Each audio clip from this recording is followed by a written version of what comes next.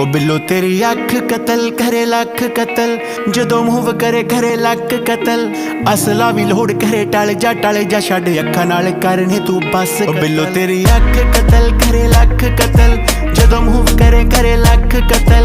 असला भी लोड़ करे टल जा छड़ अखा नाल करने तू बस कतल। 47 है वेट 47 नू मार कले MG दे पट्टे जियां जुल्फां ते हार करे। मारेंगी तू किसे नू बरूद दी पुड़िए, नकरा बरहेटे वांगू सीने चो पार करे। नक विच पाया कोका रहों ते तड़वा के ऑटोमैटिक